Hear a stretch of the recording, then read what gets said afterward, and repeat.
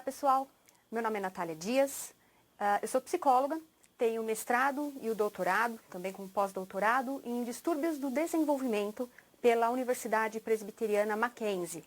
Eu sou professora do Departamento de Psicologia da Universidade Federal de Santa Catarina. E hoje eu vim trocar um pouquinho com vocês sobre dificuldades e transtornos de aprendizagem.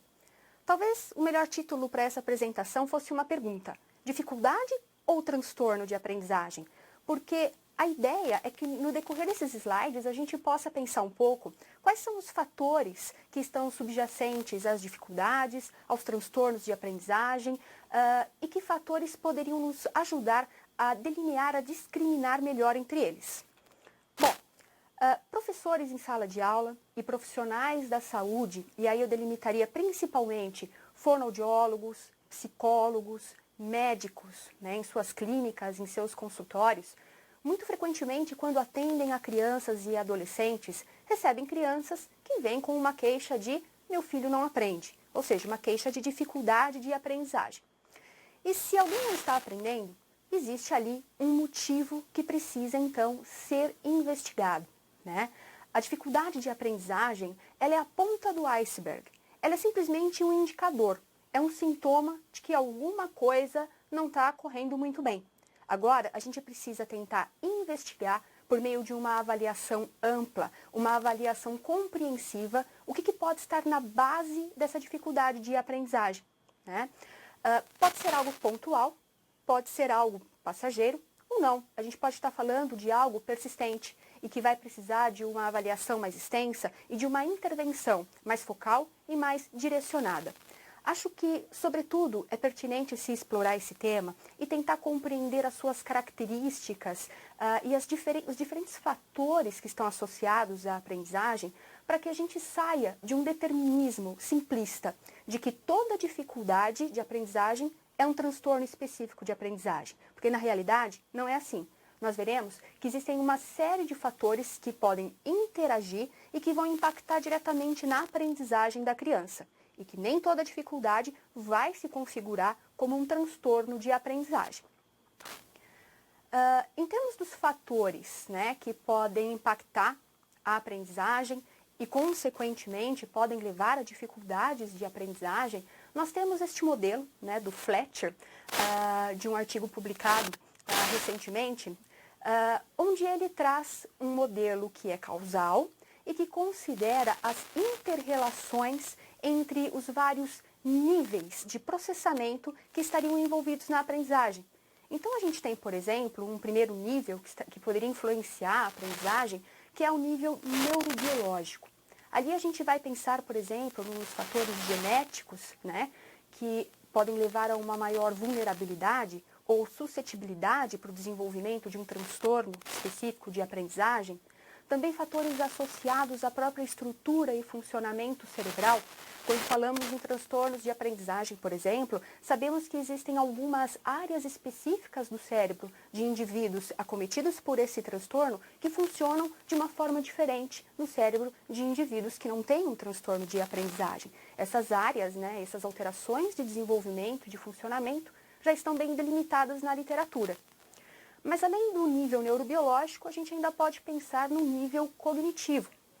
Então entram em voga ali os processos cognitivos fundamentais para a aprendizagem, por exemplo, memória, atenção, motivação, fatores comportamentais, psicossociais, que também devem ser considerados em um contexto mais amplo para ponderar, para pensar a aprendizagem e as suas dificuldades. Então, uma criança com problemas de comportamento, internalizante ou externalizante, isso vai impactar na sua aprendizagem. Entre os problemas psicossociais, talvez possamos ponderar fatores de risco ou fatores de proteção ao desenvolvimento infantil e que também vão ter um impacto na aprendizagem dessa criança. E nós temos também os fatores associados ali ao contexto, ao ambiente. Dentre os fatores ambientais, eu acho ali que essas setinhas de interação com o ambiente, elas também poderiam ser ampliadas para a interação do ambiente, não só com os aspectos do nível neurobiológico, mas também dos processos cognitivos e dos fatores comportamentais e psicossociais, porque todos eles vão ter um impacto, né, do ambiente. Mas entre os fatores ambientais, acredito que seja interessante nós ressaltarmos, por exemplo, aspectos como escolaridade dos pais, que sabemos estar associado à aprendizagem da criança, o nível de vocabulário, né, do pai, da mãe, isso está diretamente associado à estimulação, né, e ao desenvolvimento cognitivo, desenvolvimento linguístico da criança, e de forma mais global, o nível socioeconômico. Existem alguns estudos mostrando que o nível socioeconômico ele tem um impacto não apenas no desenvolvimento cognitivo, mas até mesmo alguns estudos mostrando que há um impacto do nível socioeconômico sobre o desenvolvimento de córtex cerebral. E algumas regiões cerebrais parecem sofrer mais um impacto de um nível socioeconômico baixo, né? Por exemplo, quando a gente fala de pobreza extrema, né? Então, regiões temporais, frontais, elas receberiam um maior impacto de um nível socioeconômico baixo. E essas áreas estão envolvidas, por exemplo, com linguagem, com funções executivas, que são habilidades fundamentais para que a aprendizagem e o funcionamento desse indivíduo em sociedade ocorra, né, e se dê de uma forma adequada, né? Então, esse modelo nos ajuda a pensar nas diversas influências e nas diversas interações que esses diferentes níveis neurobiológico, cognitivo e comportamental, além de todo o contexto do ambiente, podem ter sobre a aprendizagem e as dificuldades de aprendizagem da criança. Para definir dificuldade de aprendizagem, eu trouxe aqui uma definição, né, do livro Transtornos de Aprendizagem, Abordagem Neurobiológica e Multidisciplinar, que é um texto bastante clássico na área de neuropsicologia, de psicologia cognitiva de forma geral, que diz o seguinte: ele vai falar que a dificuldade de aprendizagem é um termo amplo, é um termo geral, né? Tem sido utilizado para designar aqueles quadros em que há problemas na aquisição das habilidades acadêmicas, ainda que sem especificar entre leitura, escrita ou matemática, mas de forma global, um termo que abarque dificuldades na aquisição das habilidades acadêmicas básicas. Essas dificuldades elas podem ser gerais, ou seja, contemplando, abrangendo essas três diferentes áreas da leitura, da escrita, da aritmética, ou elas podem ser específicas, por exemplo, estar mais circunscrita a uma determinada habilidade acadêmica do que a outra, né? Essas dificuldades também podem ser devidas a diversas etiologias, ou seja, a causa aqui pode ser pedagógica, pode ser socioeconômica, né, ambiental, pode estar atrelada a fatores familiares, ou talvez a gente possa estar falando de uma dificuldade, de fato, devida a uma alteração do desenvolvimento. As dificuldades de aprendizagem também vão abranger dificuldades em função de falhas secundárias relacionadas a fatores ambientais. Aí entram aqui problemas de origem pedagógica, econômica e sociocultural, que também podem ser contempladas sobre esse guarda-chuva, né, esse termo relativamente amplo das dificuldades de aprendizagem. Um outro termo que também tem sido relativamente utilizado na literatura para designar dificuldades de aprendizagem é o chamado mau desempenho escolar. Tá? Então, em alguns estudos, em alguns autores, a gente pode encontrar um termo ou outro, mas de forma geral eles podem ser utilizados de uma forma intercambiável. O mau desempenho escolar, de acordo com esse artigo, né, de Siqueira e Gurgel Gianetti, é definido como um rendimento abaixo do esperado, né, de acordo com a idade ou com a escolaridade do indivíduo. E aí eles trazem alguns dados interessantes para a gente em relação à prevalência do mau desempenho escolar. De acordo com esses autores, aproximadamente de 15 a 20% das nossas crianças apresentam mau desempenho escolar durante os primeiros anos da escolarização formal. Porém, se a gente considerar os primeiros 6 anos da escolarização formal, essa taxa aumenta para de 30 a 50% das crianças. Vejam, é um número bastante expressivo. Aproximadamente 50% das nossas crianças apresentam algum tipo de mau desempenho escolar ou de dificuldade de aprendizagem nesses primeiros 6 anos, né, da escolarização.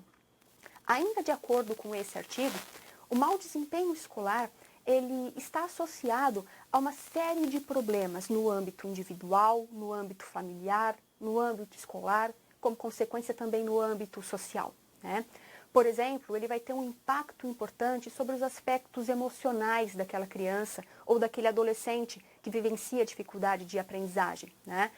Inicialmente, um dos aspectos que é mais impactado é a autoestima. Então, indivíduos com baixo desempenho escolar tendem a ter também uma baixa autoestima, podem ter uma ansiedade, né, relacionada a situações de aprendizagem, a avaliações, por exemplo.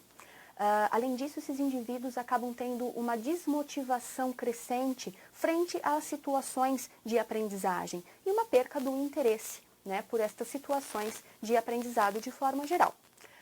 O impacto, então, não é apenas individual, mas ele pode também impactar as relações que os pais têm com essas crianças, a partir, por exemplo, de conflitos pelo fato da criança não se dedicar ou não ir bem, né, nos estudos. Pode causar um impacto também no âmbito escolar, no relacionamento dessa criança com o professor, com os seus coleguinhas e, por que não, pensar também na saúde mental desses professores. E o impacto de ordem social, pensando principalmente na inserção social desse indivíduo com dificuldade de aprendizagem. A dificuldade de aprendizagem, ela ainda está bastante associada com a evasão escolar no nosso contexto. Por outro lado, o bom desempenho escolar, né, no nosso slide ali identificado como BDE, está associado não apenas a sucesso acadêmico, mas de forma mais ampla, de forma global, ao sucesso social. Esse slide, o próximo, ele também traz, né, algumas das causas desse mau desempenho escolar, também de acordo com aquele slide, né, de Siqueira e Gurgel Gianetti. Inclusive, se depois houver oportunidade, eu posso disponibilizar esse artigo para vocês, eu acho que vale a pena a leitura. E aqui ele delimita as causas do mau desempenho escolar, dividindo-as entre fatores extrínsecos e fatores intrínsecos. Os fatores extrínsecos seriam aqueles que são externos ao indivíduo, ou seja, são sobretudo os fatores ambientais que podem ter algum impacto sobre o desenvolvimento ou sobre o desempenho do indivíduo, né? Entre eles, a gente pode citar os aspectos socioeconômicos, socioculturais, aspectos associados à família ou à escola. Na sequência, a gente vai aprofundar um pouquinho nesses aspectos. Já entre os fatores intrínsecos, ou seja, aqueles de cunho individual, são aspectos intrínsecos ou internos ao indivíduo. A gente pode pensar que fatores como habilidades cognitivas vão impactar o desempenho escolar, a aprendizagem, né? Então, uma criança, por exemplo, com dificuldades de linguagem ou de atenção, isso vai ter um impacto na sua aprendizagem. Aspectos emocionais de personalidade, da mesma forma, também podem impactar como esse indivíduo se coloca, vivencia situações de aprendizagem e como ele se desempenha de forma geral. Assim como condições físicas e de saúde da criança. Então, uma criança cometida por uma doença, por uma condição física, ela pode ter um prejuízo na sua aprendizagem em virtude do próprio quadro ou até mesmo em virtude do tratamento. Aprofundando um pouquinho esses aspectos, à luz dos estudos na área de psicologia, eu trouxe alguns exemplos, só para ilustrar como que alguns fatores poderiam impactar a aprendizagem, levando, por exemplo, a dificuldades de aprendizagem ou a um mau desempenho, né, escolar. Dentre os fatores extrínsecos, eu listei ali, por exemplo, as expectativas e as exigências, né? Exigências muito elevadas, muitas vezes, podem ter um efeito deletério sobre a aprendizagem da criança, que pode se julgar incapaz de atender exigências, né, superestimada de pais ou de professores. Por outro lado, um estudo muito interessante sobre o efeito da expectativa foi realizado lá na década de 60 e ilustrou um efeito interessante que ficou conhecido como o efeito Pigmalion. Esse efeito está relacionado com as expectativas e ele diz que quanto maior a expectativa que temos em relação a uma pessoa, melhor será o desempenho desse indivíduo. Nesse experimento, os pesquisadores avaliaram crianças ingressantes do ensino fundamental, né, do ensino formal daquela época, seriam ingressantes de primeiro ano, por exemplo, em um teste de inteligência. Eles pegaram aleatoriamente aproximadamente 20% dessas crianças e deram os nomes delas para os seus professores, dizendo que aquelas crianças haviam sido identificadas a partir do teste utilizado como crianças com grande potencial de aprendizagem. Ao final do ano letivo, eles retornaram à escola e reavaliaram todas as crianças. E o que eles observaram é que aquelas crianças que haviam sido indicadas pelos professores, para os professores, como tendo um maior potencial de desenvolvimento cognitivo, de fato tiveram scores significativamente superiores aos demais coleguinhas nos índices de QI, nos índices de inteligência, né? Mas, a priori, os pesquisadores haviam mentido para os professores. Aquelas crianças foram sorteadas, foram apontadas aleatoriamente. Elas não tinham nenhuma diferença inicial em inteligência ou em potencial de aprendizagem em relação aos demais colegas da turma, né? O que aconteceu aqui, que os autores conseguiram identificar, é que eles geraram nos professores uma maior expectativa em relação àquelas crianças. Essa maior expectativa reverberou em diferentes atitudes em relação àqueles estudantes, talvez encorajando-os mais na aprendizagem ou dando a eles maior atenção, um encorajamento frente às atividades. E isso teve como reflexo, de fato, um maior desempenho, um maior desenvolvimento desses estudantes na medida de QI. Então, isso ilustra o efeito que as expectativas, de fato, podem ter sobre o desempenho, sobre o desenvolvimento de forma geral. Ali nos fatores intrínsecos, né, selecionei alguns também para dar como exemplo. Um deles é o locus de controle. O locus de controle está associado à percepção do indivíduo ou à expectativa que um indivíduo tem a respeito de em que medida os resultados que eu obtenho estão sob controle interno, ou seja, da minha competência, do meu nível de envolvimento, de engajamento com o estudo, ou sobre controle externo, né? Por sorte, ou porque o professor fez uma prova muito difícil, né? Então, o nível de expectativa que o indivíduo tem sobre em que medida o meu desempenho está sobre o meu controle ou sobre o controle do ambiente. E o que a gente sabe da literatura é que indivíduos, mesmo crianças, que têm um locus de controle interno, tendem a ter melhor desempenho escolar. Isso, obviamente, está associado e é mediado pela dedicação, pelo engajamento que o indivíduo tem para com a situação de estudo e de aprendizagem. Um outro termo também que podemos trazer para essa discussão é o de autoeficácia, né? A autoeficácia ou a crença de autoeficácia, ela está associada à confiança que o indivíduo tem na sua própria capacidade de planejar e de executar ações. A autoeficácia está associada, por exemplo, ao quanto eu vou perseverar numa atividade face a dificuldades, né? Se o indivíduo tem a expectativa de obter um resultado positivo, isso tende a funcionar como um incentivo para a ação. E indivíduos, inclusive crianças, que têm maiores, melhores crenças de autoeficácia, tendem a ter melhor desempenho, inclusive desempenho escolar, desempenho acadêmico. E, por fim, um fenômeno interessante que a gente pode ilustrar é o fenômeno do desamparo aprendido, né? O fenômeno do desamparo aprendido, a gente pode definir de forma geral como sendo um fenômeno em que um organismo, tendo sido exposto a um estímulo aversivo, né, repetidas vezes ou de forma contínua, ele deixa de evitar ou não deseja evitar aquele estímulo aversivo. É como se o organismo aprendesse que ele não pode controlar aquela situação. Então, ele deixa de emitir comportamentos na tentativa de evitar o estímulo aversivo, o estímulo negativo. Tá? Alguns experimentos foram realizados, né, para avaliar o desamparo aprendido nessa situação de aprendizagem escolar, né? Muitos desses estudos lá na década de 60 e de 70 e que hoje têm sido revisitados. Em um desses experimentos, vejam só que interessante, a professora chega para a sala de aula com uma proposta para os seus alunos em que ela daria para as turmas 3 exercícios. Cada exercício constituía de 3 letras dadas em uma forma absolutamente aleatória. E eles teriam que formar uma palavra a partir dessas 3 letras, né? A partir da combinação da ordem aí dessas 3 letras. Só que o que ela não disse para as turmas foi o seguinte: para a metade direita da sala, ela se utilizou de 3 sequências factíveis, que de fato tornavam possível formar uma palavra. Já para a metade esquerda, ela se utilizou das 2 primeiras sequências que eram impossíveis de serem combinadas para formar palavras, ou seja, não havia uma solução possível. E a terceira sequência era exatamente igual à terceira sequência da metade da direita. Conforme ela ia avançando na atividade, em conjunto com a turma, ela ia verificando se eles conseguiam ou não fazer. Então, faziam a primeira sequência juntos.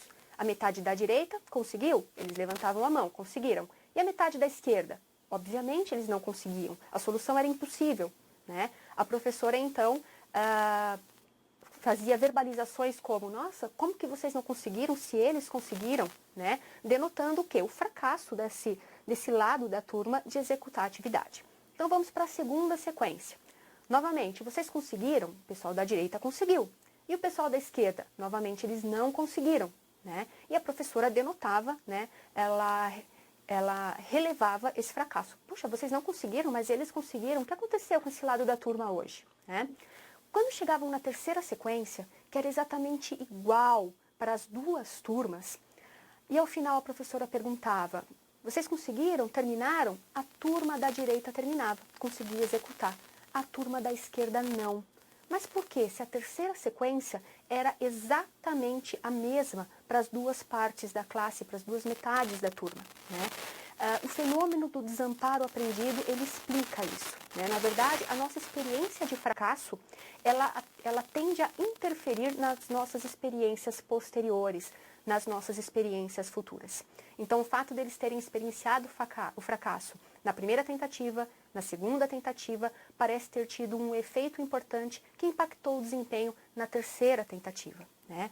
Agora, imaginem o quanto de nossas crianças com dificuldades de aprendizagem não estão sob o efeito do desamparo aprendido pelas experiências repetidas de fracasso que muitas dessas crianças têm. Bom, delimitando então as principais variáveis, né, no campo da família, da escola e do indivíduo que podem impactar a aprendizagem, a gente pode pensar, por exemplo, dentre as variáveis associadas à família, a escolaridade dos pais parece ser uma variável importante, tá? Principalmente a escolaridade da mãe, porém alguns estudos também já têm enfatizado a escolaridade do pai. Uma outra variável associada aqui, por exemplo, é a importância que a família atribui à aprendizagem e à escolarização formal, de forma geral, e também o nível de vocabulário dessas famílias. Os hábitos de leitura, né, então também associado ao nível de vocabulário, mas apenas o fato de se ter livros em casa, da criança poder manusear, poder brincar com livros, já parece ser um fator de proteção contra dificuldades de aprendizagem. Condições socioeconômicas, né, que já mencionamos, então o nível socioeconômico parece ser uma variável importante para o desenvolvimento do indivíduo de forma global, afetando inclusive a sua aprendizagem. Acabou de sair um estudo recente sobre isso, datado realmente de 2019, que coloca que apesar do nível socioeconômico ser relevante para o desenvolvimento cognitivo, existe uma variável que consegue moderar, ou seja, consegue mudar o poder dessa relação, que é a variável parentalidade. Então, se você tem uma interação parental saudável, se tem um estilo, né, parental de maior estimulação, uma interação mais positiva, isso pode inclusive se sobrepor ao efeito prejudicial de um nível socioeconômico mais baixo, por exemplo. O histórico familiar de alcoolismo, de drogadição, né, uma desagregação familiar, então todos aspectos que podem impactar no desenvolvimento psicológico da criança de forma geral. Rotinas de estudo, e não só rotinas de estudo, mas rotina de forma geral, de alimentação, de lazer, de sono. Por que a rotina é importante? Muitas vezes nos chegam na clínica crianças com uma queixa de dificuldades de organização, né, por uma falta de rotina. Mas como que eu vou ensinar a organização para uma criança cuja família é desorganizada, né? Então a rotina passa a ter de fato um papel fundamental. No que concerne à escola, desde variáveis de condições físicas da sala de aula, qualidade do material didático, do método pedagógico, né? As discussões acabam se centrando principalmente nos métodos, né, de alfabetização, a interação que essa escola tem com a família, condições do corpo docente, qual é a formação desse corpo docente. Tudo isso vai ter um impacto importante na aprendizagem da criança. Com relação aos fatores específicos do indivíduo, problemas físicos gerais, desde nutrição até doenças, tratamentos que essa criança realiza, que podem ter um impacto de forma global na sua aprendizagem. Problemas neurológicos, então uma criança que tem um quadro de TDAH, de epilepsia, isso vai ter um impacto na sua aprendizagem? Provavelmente sim. Prejuízos cognitivos, como déficits atencionais, déficits linguísticos, né? A linguagem, de forma geral, é uma variável muito importante a ser investigada quando falamos de queixa, de dificuldade de aprendizagem, além de problemas psicológicos e alterações comportamentais. Sem esquecer que todos esses fatores, eles também podem interagir, né? Imaginem, por exemplo, uma criança, né, com uma alteração comportamental importante, né, com problemas de comportamento internalizantes. Então, uma criança que apresenta alguns sinais de ansiedade e de depressão, que tem uma família extremamente desorganizada e se muda para uma escola onde tem uma professora muito rígida, né? Então, esses fatores também podem interagir e eles podem acentuar as dificuldades vivenciadas por esse indivíduo. Bom, como que a gente consegue abarcar no nosso processo de avaliação todos esses aspectos? Sobretudo a partir de uma anamnese bastante completa, bastante detalhada, que dê conta de entender o indivíduo e os aspectos familiares da forma mais ampla possível.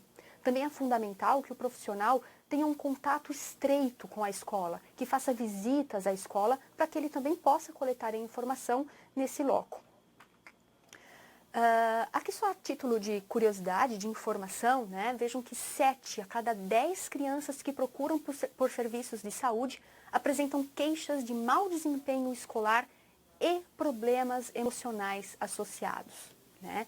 Então, da demanda que nós recebemos nos serviços de saúde, essa é uma demanda bastante prevalente. E, em geral, as dificuldades de aprendizagem, elas tendem a estar associadas aos problemas também de ordem emocional.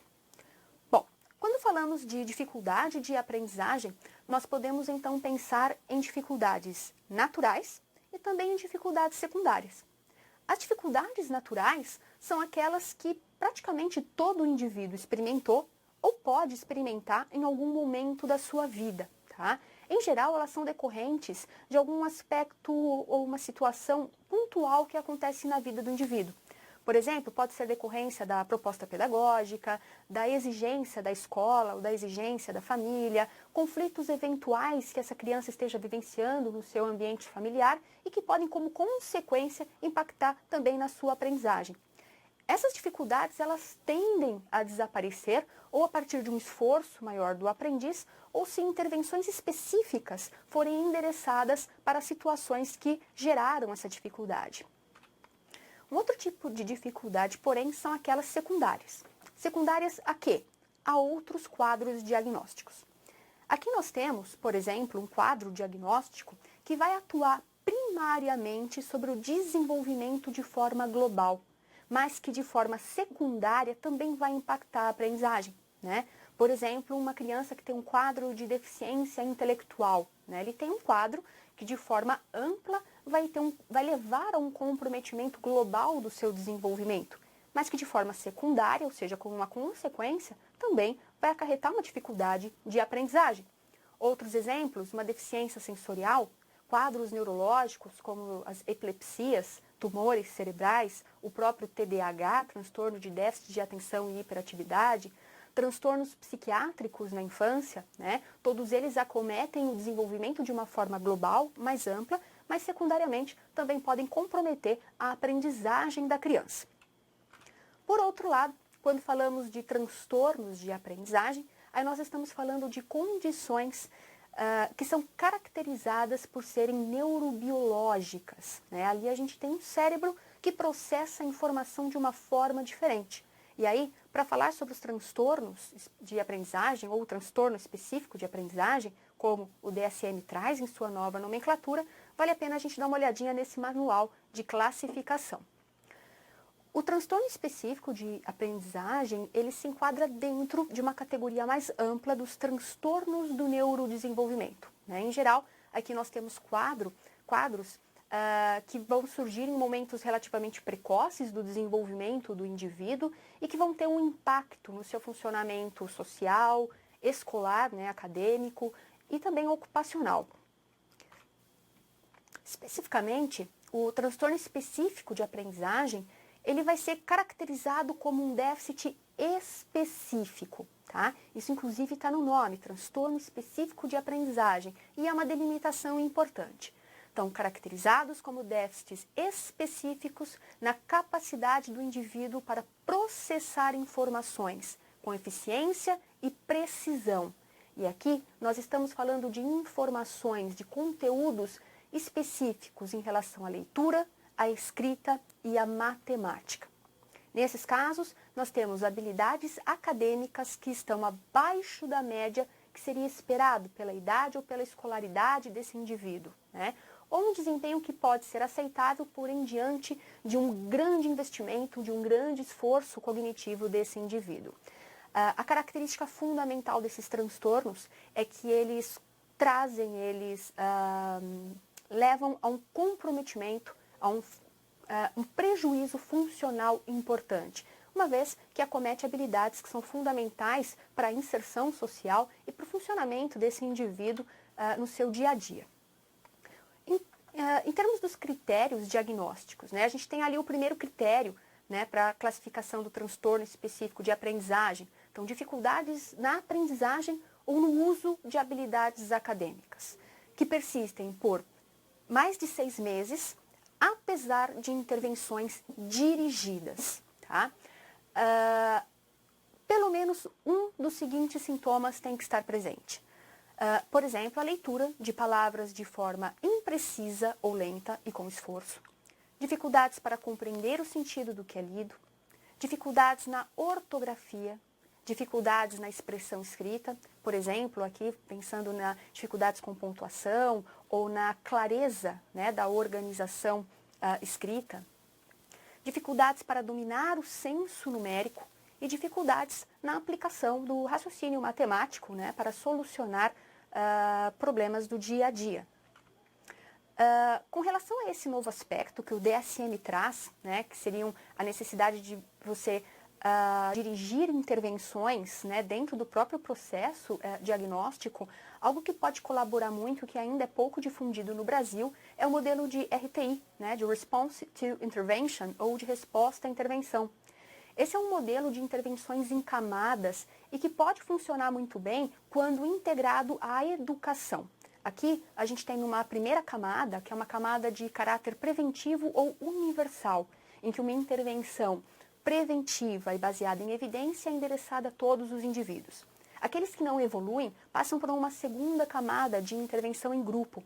Essa seria destinada, por exemplo, àqueles indivíduos em risco de ter um transtorno de aprendizagem. Ainda assim, se o indivíduo não evoluir, ele vai para uma terceira camada, que seria uma camada com um trabalho mais intensivo e mais individual, destinado realmente para aqueles 5%, né, da população com maiores dificuldades, com dificuldades de fato pronunciadas, que podem caracterizar um transtorno específico de aprendizagem. Aqui em relação a alguns outros critérios, né, eles estão nos slides, então não vou ler esses critérios para vocês, mas o que é pertinente aqui é que o desempenho do indivíduo ele tem que ser mensurado por meio de medidas padronizadas, para que nós possamos nos certificar de que de fato ele está abaixo do esperado para a idade cronológica ou para a escolaridade do indivíduo, e verificar se de fato eles causam uma interferência importante, significativa no desempenho acadêmico, no desempenho profissional e nas atividades cotidianas desse indivíduo. Então, esse critério do comprometimento e do prejuízo, ele é relevante, ele é pertinente. Essas dificuldades, elas tendem a se iniciar, né, no início dos anos escolares, mas, em alguns casos, podem não se manifestar até que as exigências acadêmicas se elevem, né, e ultrapassem, se sobreponham às capacidades do indivíduo. E outro critério relevante a ser considerado é que as dificuldades não podem ser explicadas por outros quadros clínicos, né? Então, não pode ser explicada por uma deficiência intelectual, por um prejuízo sensorial, seja ele auditivo ou visual, a diversidade psicossocial ou, por exemplo, uma instrução educacional inadequada. É necessário se excluir, né, essas variáveis como causas possíveis para a gente pensar de fato em um transtorno específico de aprendizagem. Apesar do DSM, nessa nova classificação, trazer o transtorno específico de aprendizagem como uma única categoria, ele permite que a gente possa especificar domínios e também subhabilidades comprometidas, né? Então, a gente pode especificar o domínio com prejuízo na leitura, com prejuízo na expressão escrita ou com prejuízo na matemática, né? E delimitar, por exemplo, quais seriam as subhabilidades comprometidas. Isso ajuda muito na comunicação interprofissionais e também na delimitação de intervenções. Por exemplo, um indivíduo que chega com uma queixa, com uma dificuldade maior na velocidade ou fluência de leitura, vai receber uma intervenção que é bastante diferente daquele indivíduo que chega com um maior prejuízo na precisão da leitura de palavras. Fundamental. Para a gente pensar num diagnóstico e numa diferenciação de dificuldade de transtorno de aprendizagem, né, é necessário fazer todo um resgate do histórico desse indivíduo, né? O seu histórico médico, que condições acometem essa criança que poderiam explicar a dificuldade que ela vivencia, o histórico familiar, outros indivíduos na família já apresentaram dificuldades ou já têm algum diagnóstico. Por exemplo, de 23 a 65% dos indivíduos disléxicos são filhos de pais disléxicos. Ou seja, existe um componente genético importante e que precisa ser investigado nas nossas anamneses. Importante investigar o histórico educacional, quando essas dificuldades começaram. O desenvolvimento, como foi o desenvolvimento dessa criança? Sobretudo o desenvolvimento linguístico. O desenvolvimento da linguagem pode nos dar dicas importantes sobre a ocorrência posterior de problemas durante a alfabetização, de problemas na aquisição da leitura e da escrita. Os relatórios escolares também podem nos possibilitar observar padrões de desempenho que são típicos, né, de crianças, por exemplo, com transtorno específico de aprendizagem da leitura, e é fundamental uma avaliação ampla das habilidades cognitivas e acadêmicas. E só contrastando com a prevalência que vimos do mau desempenho escolar, que estava ali na ordem de 30% a 50%, quando a gente fala do transtorno específico de aprendizagem, a gente está falando de uma prevalência em torno de 5% a 15% desses indivíduos. Aqui eu gostaria só de destacar para vocês, né, vejam que esse é um dado do National Center for Learning Disabilities, né, e do montante de crianças que são atendidas pelo sistema educacional, 42% são crianças com transtorno de aprendizagem. Então, essa é uma demanda importante na área de saúde e na sua intersecção com a educação.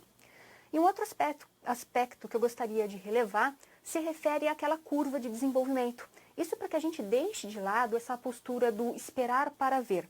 Ou seja, as dificuldades dessas crianças, elas não se recuperam sozinhas com o tempo. E o gap, a diferença de desempenho de uma criança com transtorno de aprendizagem em relação a uma criança normal, tende a aumentar ao longo do tempo. Elas vão ficando cada vez mais atrasadas em relação aos seus pares.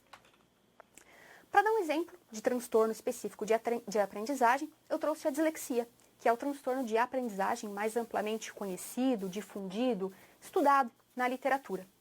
Essa é uma definição da IDA, que é a International Dyslexia Association. Tá? A IDA ela diz o seguinte, ela define a dislexia como sendo um transtorno específico de aprendizagem de origem neurobiológica.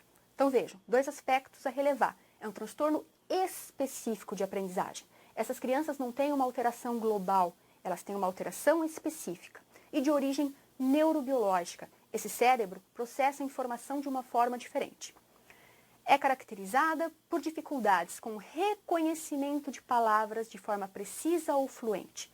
O reconhecimento de palavras é o principal aspecto disfuncional comprometido no indivíduo com dislexia. E pela baixa capacidade de ortografia e decodificação.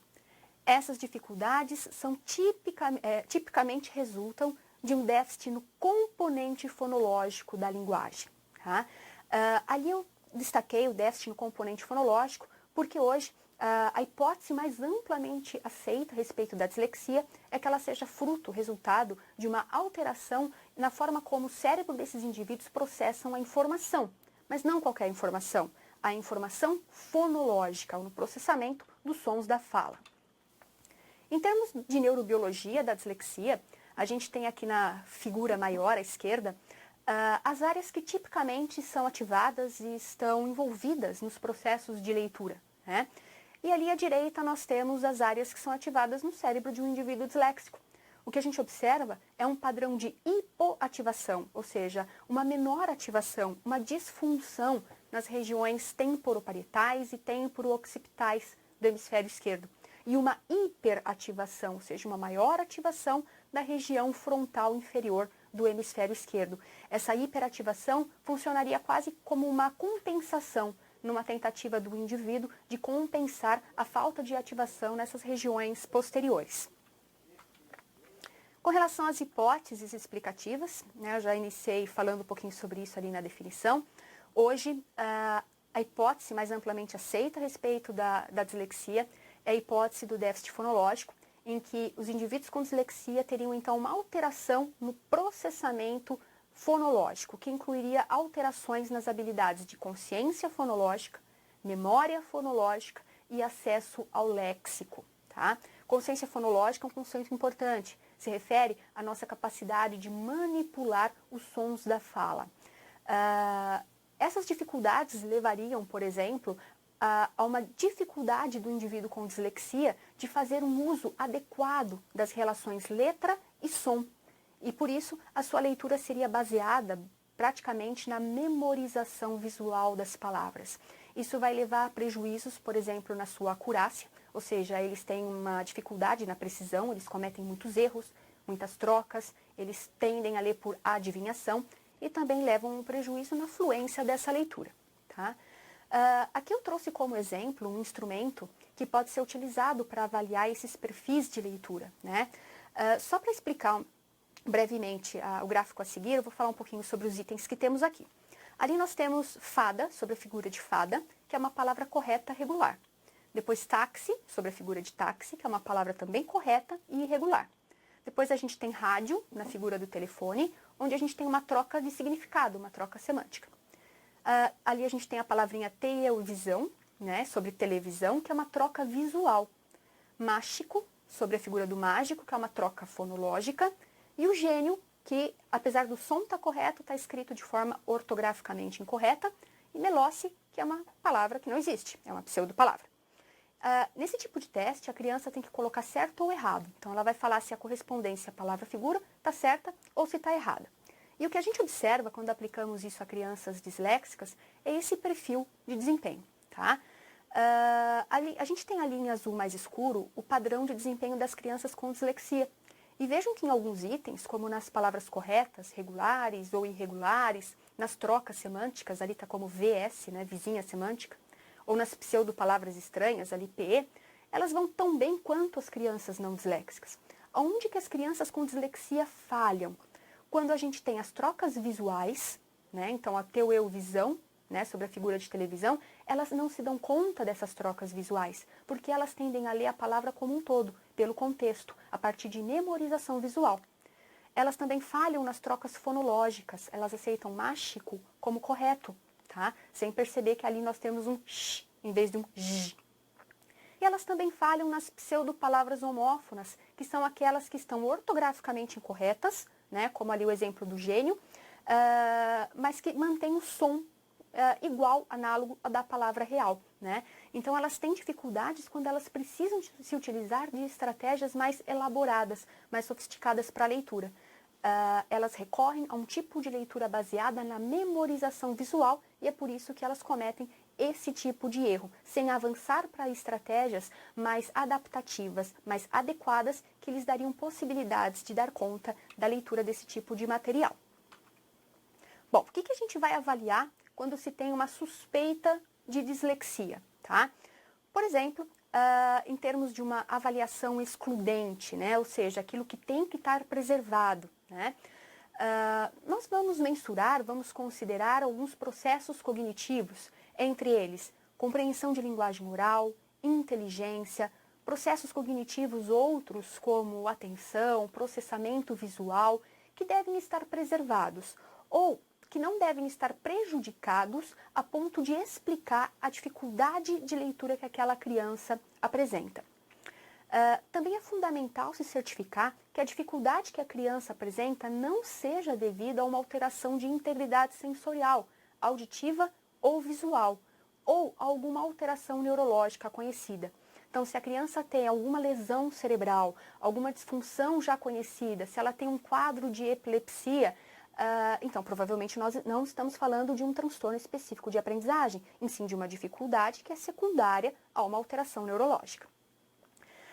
Integridade do desenvolvimento global, né? Então ponderar o desenvolvimento global dessa criança em termos de desenvolvimento motor, linguagem e de inteligência, aspectos emocionais e também os aspectos pedagógicos. Então precisamos excluir todos esses fatores como causas da dificuldade de aprendizagem para então pensar num possível diagnóstico de transtorno específico de aprendizagem. Em termos de avaliação cognitiva, o que a gente vai ponderar? O que a gente vai fazer? Nós vamos avaliar o uso diferencial das estratégias de leitura, assim como o padrão de desempenho dessa criança, em termos de velocidade, de compreensão daquilo que ela lê e de precisão. E também avaliar alguns processos cognitivos relacionados e que nós esperamos que estejam prejudicados em indivíduos com dislexia, como aqueles que subjazem o processamento fonológico, processamento de informação baseado na linguagem oral. O perfil mais comum do indivíduo com dislexia é um indivíduo que tem inteligência preservada, habilidades sensoriais preservadas e habilidades cognitivas outras, como processamento visual, atenção, também relativamente preservados. Esses indivíduos tendem a ter uma boa leitura logográfica, o que, em geral, acaba disfarçando um pouco a dificuldade. Essa leitura logográfica é essa leitura pelo contexto, é uma leitura por memorização visual. Ele vai pelo formato da palavra, pelo contexto global, e não lê a palavra propriamente, como se ele tratasse a palavra mais como um desenho do que como um item psicolinguístico propriamente. Esse indivíduo vai ter dificuldades específicas fonológicas no processamento dos sons, né, com consciência fonológica, com memória fonológica. E, consequentemente a isso, também dificuldades com ortografia são relativamente frequentes. O diagnóstico, ele necessariamente é multidisciplinar, porque nós temos que excluir uma série de causas possíveis. A gente tem que eliminar como causas aspectos pedagógicos, aspectos ambientais, aspectos sensoriais, auditivos e visuais, integridade neurológica. Por isso que a gente fala que é um diagnóstico de exclusão. Se não é nenhum desses fatores, então sim, a gente pode considerar que pode ser um transtorno específico de aprendizagem. Por isso, é fundamental que a equipe seja composta, por exemplo, por um psicólogo, um psicopedagogo, uma fonoaudióloga, um fonoaudiólogo, né? Algumas equipes trazem também o oftalmo, mas são poucas de fato, isso a gente não tem observado na prática, e um neurologista. Quando que esse diagnóstico tende a ser realizado? Em geral, ele é realizado quando a criança está na idade escolar, lá pelo segundo, terceiro ano, quando as dificuldades de fato se tornam mais evidentes, tá? E aí eu deixo duas perguntas, né? Será que é possível identificar antes e então prevenir? E na vida adulta, né, as dificuldades somem, o disléxico deixa de ser disléxico na vida adulta? E aí, falando rapidamente sobre esses aspectos, é possível identificar antes?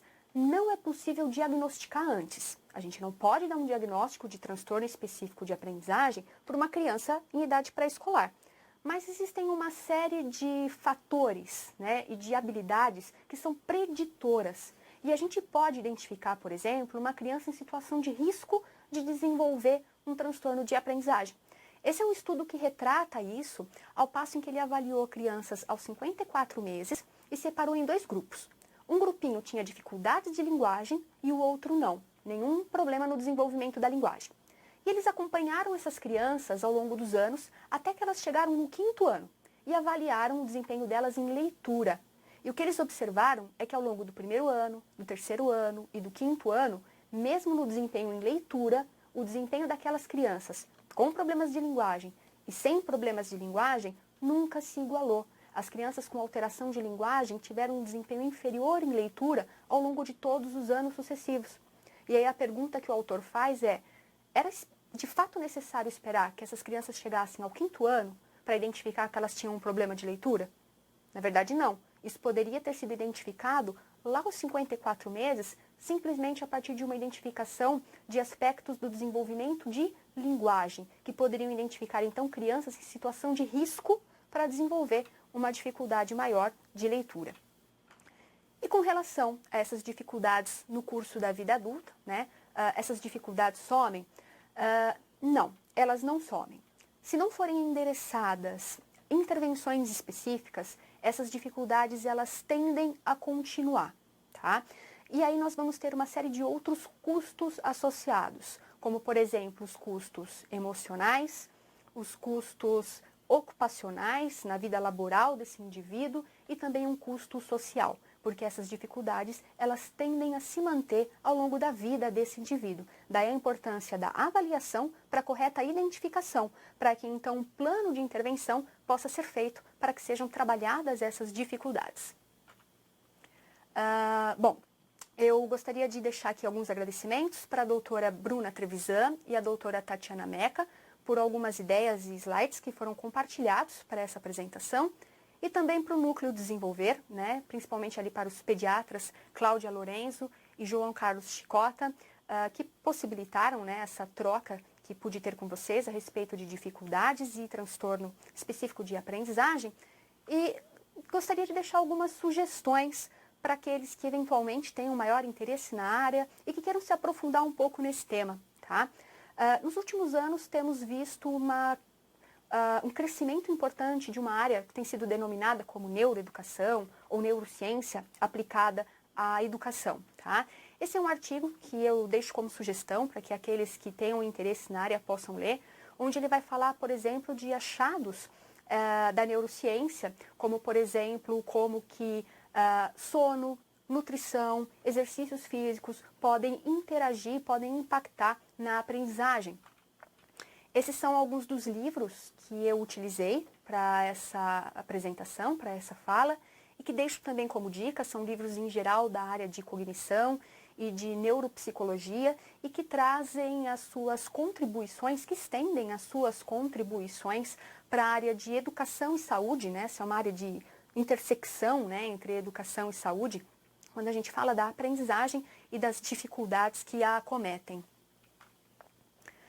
Alguns eventos também que teremos, né, muito brevemente na área, então com Criarte em 2019, o tema, né, desse ano é Conexões de Saberes na Construção de uma Infância Resiliente, né, vai ser em Porto Alegre durante outubro, e em novembro nós teremos aqui em Santa Catarina, na UFSC, o Congresso Brasileiro de Psicologia do Desenvolvimento, onde também podemos ter uma oportunidade interessante para falar sobre a aprendizagem e as dificuldades que acometem esse processo. Aqui é o site da Associação Brasileira de Dislexia, né, a maior referência em termos de sociedade científica, para aqueles que têm interesse e querem se aprofundar, entender um pouquinho mais sobre a dislexia. Uma outra organização muito importante, que é o Instituto ABCD, que tem uma série de iniciativas nessa área, inclusive com a campanha Todos Aprendem, disponibilizando inclusive materiais que podem ser baixados e utilizados, né, para expandir esse conhecimento, né, para outras áreas, eventualmente para pais que trazem essa queixa de suas crianças. E o site do Núcleo Desenvolver do Hospital Universitário, que é um núcleo que é no âmbito do HU, tem realizado avaliações e o diagnóstico, né, bastante focado na investigação dos problemas de aprendizagem na infância. Por fim, só apresentar, né, falar um pouquinho sobre o nosso projeto de extensão que promove atendimento a crianças com dislexia. É um projeto de extensão sobre intervenção neuropsicológica nos transtornos do neurodesenvolvimento. Aqui está a chamada, né, do nosso projeto no site do SAPS, que é o Serviço de Atendimento em Psicologia, e ele é promovido, ele é realizado, na verdade, pelas graduandas do curso de Psicologia que prestam esse atendimento gratuito a crianças até 12 anos que apresentem já o diagnóstico, né, de transtorno específico de aprendizagem, aqui especificamente trabalhando com a dislexia. Deixo também ali a nossa página para que vocês possam conhecer. E eu fico à disposição para trocarmos um pouquinho aí, perguntas. Entrou uma perguntinha aqui do município de Luzerna. Como podemos trabalhar hoje com toda essa tecnologia e acabamos criando muito mais experiências nesse aprendizado das crianças. É isso. Tá. Vê se ela não pode esclarecer como podemos... o uso da tecnologia para trabalhar o aprendizado, será que seria isso? Pessoal de Luzerna, se quiserem colocar algum complemento aí da pergunta de vocês. Eles colocaram como podemos trabalhar hoje com toda essa tecnologia, Tá. né, e acabarmos criando muito mais expectativas nesse aprendizado das crianças. Vamos ver se eles escrevem mais alguma coisa, se você quiser ir falando alguma coisa assim. Tá, se for nesse sentido do uso da tecnologia, né, para implementar o aprendizado, nós temos uma série de estudos, tanto no âmbito internacional quanto no âmbito nacional, do uso de diversas tecnologias, entre elas jogos, intervenções computadorizadas, que visam estimular habilidades específicas que são relevantes, que são, por exemplo, pré-requisitos para a aquisição de determinadas habilidades acadêmicas e que podem sim colaborar para o aprendizado, né? Então, por exemplo, algumas intervenções para desenvolver processamento fonológico que podem ser utilizadas num contexto clínico a partir da interação face a face, terapeuta-paciente, mas que podem ser feitas, por exemplo, com um tablet em sala de aula, né? Então, acho que podemos juntar intervenções baseadas em evidência e tecnologias em prol de intervenções mais eficazes, que podem inclusive se dar no âmbito extraclínica.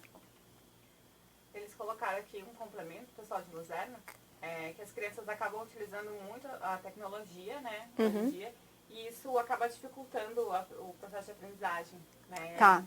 nesse sentido. Tá. Eu vi recentemente algo sobre isso, mostrando que, eu não vou me lembrar agora o autor, o artigo que eu vi, mas ele mostrava claramente que determinados conteúdos utilizados, por exemplo, em tablets, em celulares, têm dificultado, têm diminuído a capacidade atencional das nossas crianças, tá? Então, eu diria o seguinte, a tecnologia ela é uma ferramenta. Se ela vai ser boa ou se ela vai ser má, depende do uso que a gente faz dela. A gente pode associar tecnologia com evidências de pesquisa, com intervenções baseadas em evidência, para que isso colabore no desenvolvimento, ou se eu tiver um uso indiscriminado, simplesmente para jogar, para ver redes sociais, talvez o excesso tenha sim um efeito deletério sobre o desenvolvimento. O que a gente tem observado da literatura científica é que o uso excessivo sem critério, ou seja, sem ser com um fim de desenvolvimento e de cognição, pode ter um impacto na habilidade, principalmente nas habilidades atencionais. Bom, agradeço pela oportunidade. O que eu espero ter passado com essa apresentação é que a delimitação entre dificuldade e um transtorno de aprendizagem é difícil, ela é complexa. Na verdade, o que chega para nós enquanto queixa é um comportamento, né? E é o mesmo comportamento. A criança não aprende. E aí identificar se é uma dificuldade ou se é um transtorno é tentar localizar a causa subjacente àquele comportamento, aquele sintoma que nos aparece na clínica. E isso exige um trabalho investigativo que é complexo, que é amplo e que não é realizado em uma ou em duas sessões, mas exige que a gente possa conhecer um pouquinho de todas as variáveis do entorno desse indivíduo, variáveis individuais associadas à escola, ao seu desenvolvimento e à família, e tentar compreender como essas diferentes variáveis interagem e podem estar associadas à aprendizagem desse indivíduo. Sobretudo, acho que é relevante, né, mostrar essa multiplicidade de fatores para a gente tirar um pouco aquela ideia simplista, aquele determinismo reducionista de que toda dificuldade de aprendizagem é um transtorno de aprendizagem. Não é bem assim. É necessário saber que os transtornos de aprendizagem existem sim, então a corrente de medicalização ela peca, por exemplo, ao afirmar que esses transtornos não existem, mas os transtornos de aprendizagem existem, nós temos evidências de um funcionamento neuropsicológico alterado nesses quadros, mas também é preciso ter bastante critério e bastante rigor para não descartar todos os outros fatores que podem impactar na aprendizagem e que podem levar a dificuldades no curso desta.